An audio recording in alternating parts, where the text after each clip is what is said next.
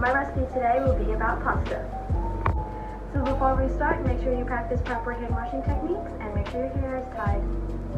So for the first step of my recipe is to boil bow tie pasta.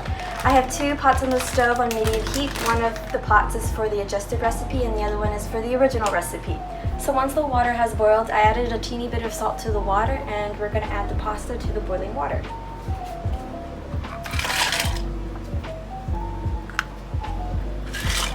While we wait our pasta to boil, we're going to be prepping our vegetables. My choice of vegetable today is broccoli.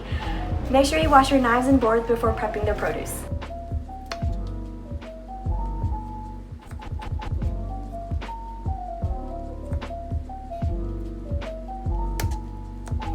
So right here I have washed and cut the produce.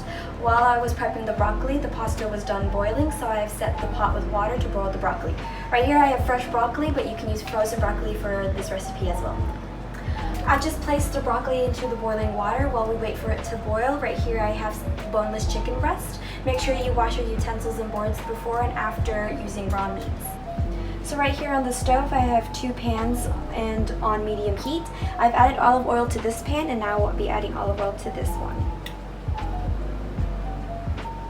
So I cut my chicken into bite-sized pieces, and once the olive oil is hot, I will add the chicken into the skillet.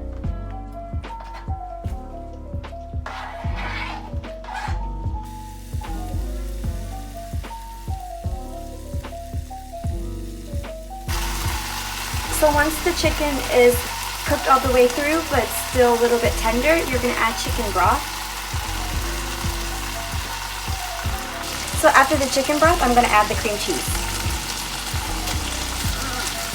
So once we added in our cream cheese, I added in basil pesto, and if your sauce is not thickening up enough, you can always add more chicken broth. So I set it to low heat so it doesn't burn, so now I will add the broccoli. And after adding the broccoli, we're going to add the drained pasta. And now you're going to add red pepper flakes for the garnish.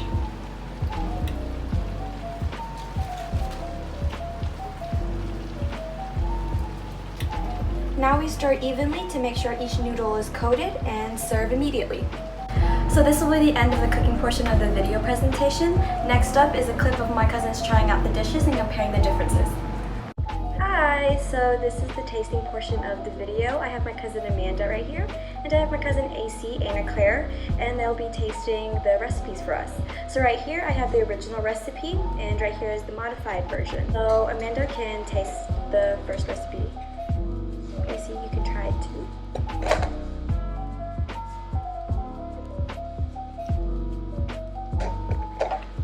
So for this pasta, have you guys ever tried anything like this before? Yes, mine tastes very similar to the one I make. Tastes the same. Okay. So this is the modified recipe, and for the modified recipe, this one has 20% more fiber, 25% less fat and sodium. So it has more broccoli, less basil pesto, and less cheese and salt. So you guys can try the second recipe.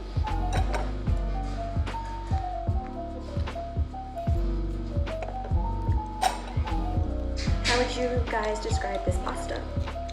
It's definitely blander compared to this one. Yeah. Have less salt. Yeah. What would be the difference between each pastas? This has more broccoli flavor, and this one has more pesto and cheese. Yeah, this one has more like flavor, and then this one's like more vegetable. Is there any similarities of pastas? They both taste. They're similar. I mean, they have broccoli, chicken, and noodles, but their ingredients are a little bit different. And this one's a lot heavier. Okay. So this one is actually for patients who might have heart disease or heart conditions. So would you which recipe would you recommend for patients like them? Definitely this one, because it has less like ingredients, and it's probably healthier, and it has more broccoli. So I'll definitely recommend this one. Okay. Modified. Thank you, Amanda and Anna Claire. So for this part of the video, I'll be tasting both recipes for you guys. So right here I have the original recipe, and then right here I have the modified recipe. So for the modified recipe, it was increased 25% fiber and decreased 25% less sodium and trans fat. So try with the original recipe first.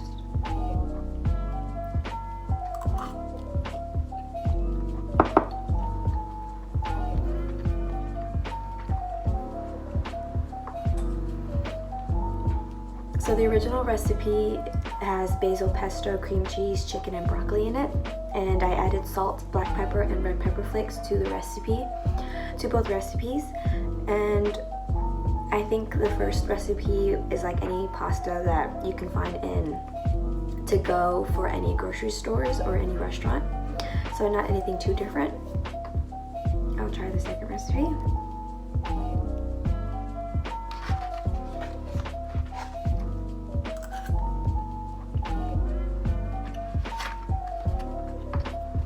So for the modified recipe, I added more broccoli for the fiber, and I lowered the sodium content and also lowered the amount of cream cheese that was used in the original recipe to change for the modified version.